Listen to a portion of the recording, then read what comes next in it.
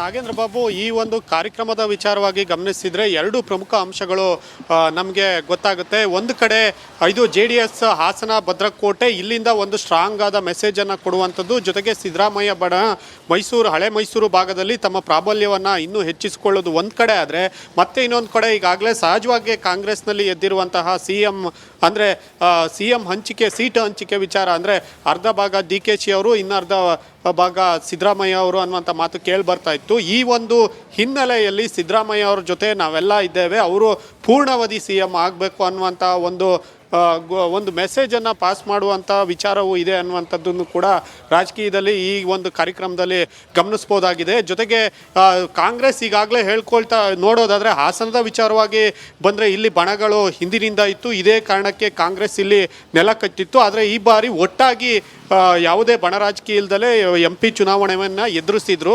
ಆದರೆ ಮುಖ್ಯವಾಗಿ ಹೈಕಮಾಂಡ್ ಹೇಳಿದ್ದನ್ನು ನಾವು ಮಾಡ್ತೇವೆ ಅನ್ನುವಂತಹ ಒಂದು ಕಾಂಗ್ರೆಸ್ ಪಕ್ಷದಲ್ಲಿ ಸಿದ್ದರಾಮಯ್ಯ ಅವರ ಹೆಸರಿನಲ್ಲೇ ಆಗ್ತಿರುವಂತಹ ಕಾರ್ಯಕ್ರಮವನ್ನು ಸಹಜವಾಗಿ DKಶಿ ಬಣ ಏನಿರ್ಬೋದು ಅವರ ಬೆಂಬಲಿಗರು ಕೂಡ ಅದನ್ನು ವಿರೋಧಿಸೋದು ಸಹಜ. ಮತ್ತು ಹಾಸನದಲ್ಲೂ ಕೂಡ ಅಂಥವ್ರು ಅಂದರೆ DK ಪರವಾಗಿರುವಂಥವ್ರು ಇರುವಂಥದ್ದು, ಕಟ್ಟ ಬೆಂಬಲಿಗರು ಇರುವಂಥದ್ದು. ಹಾಗಾಗಿ ಬಹುಶಃ ಈ ಪತ್ರ ಇಲ್ಲಿಂದಲೇ ರವಾನೆ ಆಗಿರ್ಬೋದು ಅನ್ನುವಂಥ ವಿಚಾರವನ್ನು ನಾವು ತಳ್ಳಿ ಹಾಕುವಂತಿಲ್ಲ. ಹೀಗಾಗಿ ಇನ್ನೇನು ಕಾರ್ಯಕ್ರಮಕ್ಕೆ ಕೇವಲ 4 ದಿನ ಇದ್ದಾಗ ಈ ಒಂದು ಮಲ್ಲಿಕಾರ್ಜುನ್ ಖರ್ಗೆ ಅವರಿಗೆ ಈ ಪತ್ರ ತಲುಪಿರುವಂಥದ್ದು ಸಾಕಷ್ಟು ಒಂದು ವಿಚಾರಕ್ಕೆ, ಈ ಕಾರ್ಯಕ್ರಮದ ವಿಚಾರಕ್ಕೆ ಒಂದು ಕಿಡಿಯನ್ನು ಹಚ್ಚಿದಂತೆ ಆಗಿದೆ. ಆದರೆ ಈ ವಿಚಾರ ನನಗೆ ಕಾರ್ಯಕ್ರಮ ಆಗೋದು ನನಗೆ ಗೊತ್ತಿದೆ ಅನ್ನುವಂಥ ವಿಚಾರವನ್ನು ಈಗಾಗಲೇ DK ಶಿವಕುಮಾರ್ ಅವರೇ ಹೇಳಿರುವ ಹಿನ್ನೆಲೆಯಲ್ಲಿ ನಾಡಿದಿನ ಕಾರ್ಯಕ್ರಮಕ್ಕೆ DK ಶಿವಕುಮಾರ್ ಅವರು ಬರ್ತಾರಾ ಅನ್ನುವಂಥದ್ದು ಇನ್ನೊಂದು ಕಡೆ ಇರುವಂಥ ಪ್ರಶ್ನೆ. ಒಂದು ವೇಳೆ ಬಂದರೆ ಅವರೆಲ್ಲ ಒಪ್ಪಿ ಸಾಂಗತ್ಯವಾಗಿ ಕಾರ್ಯಕ್ರಮ ಆಗುತ್ತೆ ಅನ್ನುವಂಥದ್ದು. ಯಾಕೆಂದರೆ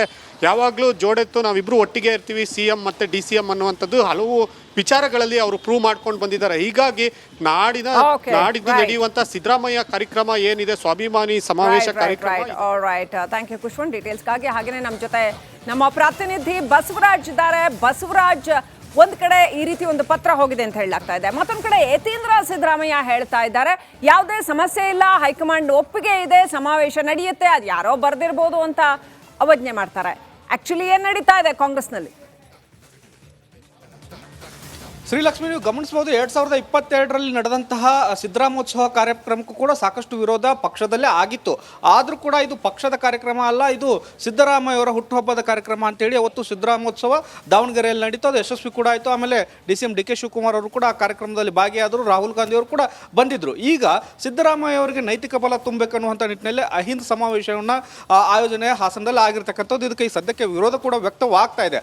ಆದರೂ ಕೂಡ ಇದು ಪಕ್ಷದ ವೇದಿಕೆಯಲ್ಲಿ ಆಗ್ತಾ ಇರತಕ್ಕಂಥ ಕಾರ್ಯಕ್ರಮ ಆಗಿರೋದ್ರಿಂದ, ಅಹಿಂದ ವರ್ಗಗಳು ಸೇರಿ ಮಾಡ್ತಾ ಇರತಕ್ಕಂಥ ಕಾರ್ಯಕ್ರಮ ಆಗಿರೋದ್ರಿಂದ ಸಹಜವಾಗಿ ಇದು ಪಕ್ಷದಲ್ಲಿ ಒಡಕು ಮೂಡಿಸುತ್ತೆ. ಆ ಕಾರಣಕ್ಕಾಗಿ ಇದಕ್ಕೆ ಬ್ರೇಕ್ ಹಾಕಿ ಅನ್ನುವಂಥ ಸಂದೇಶ ಹೈಕಮಾಂಡ್ಗೆ ಕಳಿಸಿದ್ದಾರೆ.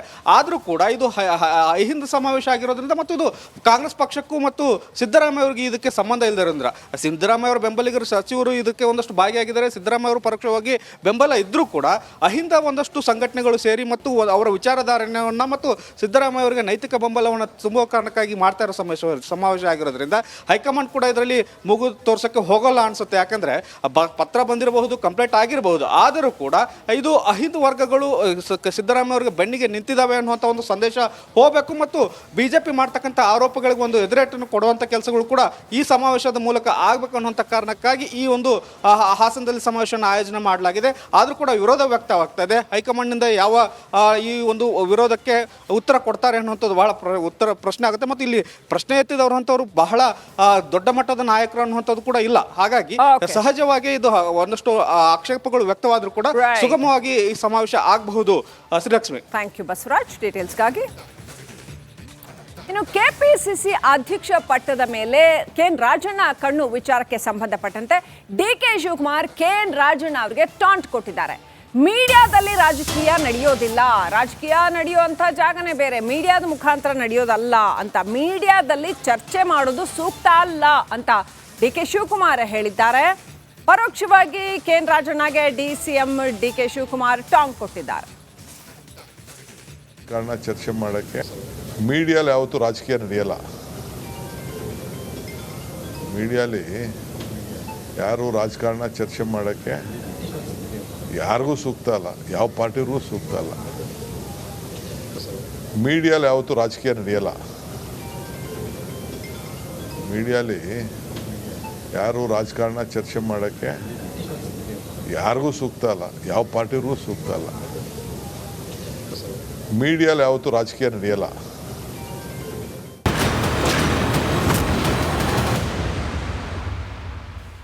BGS ಆಸ್ಪತ್ರೆಯಲ್ಲಿ ಚಿಕಿತ್ಸೆಯನ್ನ ಪಡಿತಾ ಇರುವಂತಹ ರೇಣುಕಾ ಸ್ವಾಮಿ ಕೊಲೆ ಪ್ರಕರಣದ ಆರೋಪಿ ದರ್ಶನ್ ಆಪರೇಷನ್ ಅಂತ ಹೇಳಿ, ಆಪರೇಷನ್ ಅವಶ್ಯಕತೆ ಇದೆ ಅಂತ ಹೇಳಿ ಅವರು ಮಧ್ಯಂತರ ಜಾಮೀನನ್ನು ಪಡೆದುಕೊಂಡಿದ್ದರು. ಆದರೆ BGS ಆಸ್ಪತ್ರೆಗೆ ದಾಖಲಾದ ಬಳಿಕ ಇಲ್ಲಿಯವರೆಗೂ ಕೂಡ ಆಪರೇಷನ್ ಆಗಿಲ್ಲ. ಹಾಗಾದರೆ ದರ್ಶನ್ಗೆ ಆಪರೇಷನ್ ಅಗತ್ಯ ಇಲ್ವಾ? ಅದಕ್ಕೆ ಸಂಬಂಧಪಟ್ಟಂಥ ಒಂದು ವರದಿ ನಿಮ್ಮ ಮುಂದೆ.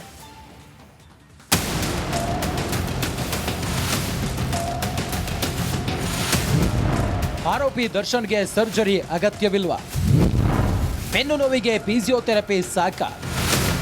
BGS ಆಸ್ಪತ್ರೆಯಲ್ಲಿ ಚಿಕಿತ್ಸೆ ಪಡೆಯುತ್ತಿರುವ ದರ್ಶನ್ ಜಾಮೀನಿನ ಟೆನ್ಷನ್ನಲ್ಲೇ ದಿನ ದುಡ್ತಿದ್ದಾರೆ. ಈ ಮಧ್ಯೆ ದರ್ಶನ್ಗೆ ಮತ್ತೊಂದು ತಲೆನೋವು ಶುರುವಾಗಿದೆ. ಬೆನ್ನು ನೋವಿನ ಕಾರಣಕ್ಕೆ ಮಧ್ಯಂತರ ಜಾಮೀನು ಪಡೆದು ಆಸ್ಪತ್ರೆ ಸೇರಿರೋ ದರ್ಶನ್ಗೆ ಸರ್ಜರಿಯೇ ಅಗತ್ಯವಿಲ್ಲ ಎಂದು ವೈದ್ಯರು ಸಲಹೆ ನೀಡಿದ್ದಾರೆ ಎಂದು ಹೇಳಲಾಗ್ತಿದೆ.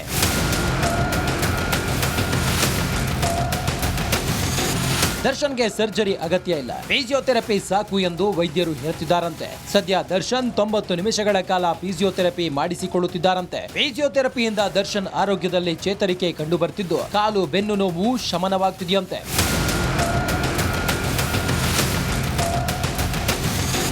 ಫಿಸಿಯೋಥೆರಪಿಯಿಂದ ಬೆನ್ನು ನೋವು ಕಡಿಮೆಯಾಗ್ತಿರೋದ್ರಿಂದ ಸರ್ಜರಿ ಬೇಡ ಎಂದು ವೈದ್ಯರು ಹೇಳ್ತಿದ್ದಾರೆ ಅನ್ನೋ ಮಾಹಿತಿ ಬಹಿರಂಗವಾಗಿದೆ. ಮತ್ತೊಂದು ಕಡೆ ದರ್ಶನ್ ಬೇರೆ ಆಸ್ಪತ್ರೆಗೆ ಶಿಫ್ಟ್ ಆಗೋ ಬಗ್ಗೆಯೂ ಯೋಚಿಸುತ್ತಿದ್ದಾರಂತೆ.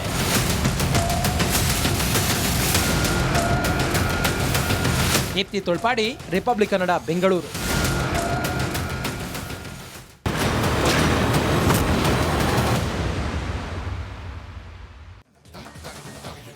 ತನಿಖಾಧಿಕಾರಿ ಕಿರುಕುಳದಿಂದಾಗಿ ಜೀವ ಆತ್ಮಹತ್ಯೆ ಕೇಸ್ ಆರೋಪದ ವಿಚಾರಕ್ಕೆ ಸಂಬಂಧಪಟ್ಟಂತೆ ಭೋವಿ ನಿಗಮದ ತನಿಖೆಯಿಂದ ಡಿವೈಎಸ್ಪಿ ಕನಕಲಕ್ಷ್ಮಿ ಅವರಿಗೆ ಕೊಕ್ ನೀಡಲಾಗಿದೆ. ಬನಶಂಕರಿ ಠಾಣೆಯಲ್ಲಿ ದಾಖಲಾಗಿದ್ದಂತಹ ಒಂದು ಕೇಸ್ ಇದು. ಯಾವುದೇ ತನಿಖೆ ನಡೆಸಬೇಡಿ ಅಂತ ಕನಕಲಕ್ಷ್ಮಿ ಅವರಿಗೆ ಹಿರಿಯ ಅಧಿಕಾರಿಗಳು ಸೂಚನೆ ಕೊಟ್ಟಿದ್ದಾರೆ. ಸಿಐಡಿ ಹಿರಿಯ ಅಧಿಕಾರಿಗಳು ಕನಕಲಕ್ಷ್ಮಿಗೆ ಈ ಸೂಚನೆ ಕೊಟ್ಟಿದ್ದಾರಂತೆ. ವೀಕ್ಷಕರೇ, ಇದು ರಿಪಬ್ಲಿಕ್ ಕನ್ನಡದ ಇನ್ವೆಸ್ಟಿಗೇಷನ್ ಸ್ಟೋರಿ.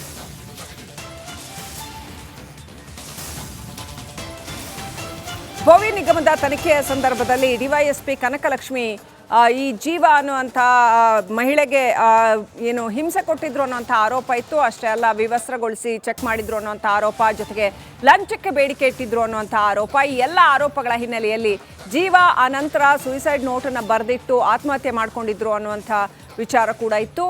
ಇದೆಲ್ಲದರ ಹಿನ್ನೆಲೆಯಲ್ಲಿ ಈಗ ಡಿವೈಎಸ್ಪಿ ಕನಕಲಕ್ಷ್ಮಿ ಅವರಿಗೆ ತನಿಖೆಯಿಂದ ದೂರ ಉಳಿಯುವಂಥ ಸೂಚನೆ ಕೊಡಲಾಗಿದೆ. ರೈಟ್, ನಮ್ಮ ಪ್ರತಿನಿಧಿ ನಾಗರಾಜ್ ಕನೆಕ್ಟ್ ಆಗಿದ್ದಾರೆ. ಈ ಬಗ್ಗೆ ಇನ್ನಷ್ಟು ಡೀಟೇಲ್ಸ್ ಪಡ್ಕೊಳ್ಳೋಣ. ನಾಗರಾಜ್, ಬಹಳ ಸೂಕ್ಷ್ಮವಾದಂಥ ಒಂದು ಕೇಸ್ ಇದು. ಜೀವ ಸಾಮಾನ್ಯ ಮಹಿಳೆ ಕೂಡ ಅಲ್ಲ, ಆಕೆ ವಕೀಲರಾಗಿದ್ದಂಥವ್ರು, ಜೊತೆಗೆ ಅವರು ಕೈಗಾರಿಕೆ ನಡೆಸ್ತಾ ಇದ್ದಂಥವ್ರು. ಹಾಗಾಗಿ ಅವರು ಸೂಯಿಸೈಡ್ ನೋಟ್ ಬರೆದಿಟ್ಟು ಆತ್ಮಹತ್ಯೆ ಮಾಡ್ಕೊಂಡ್ರು. ಪ್ರಕರಣ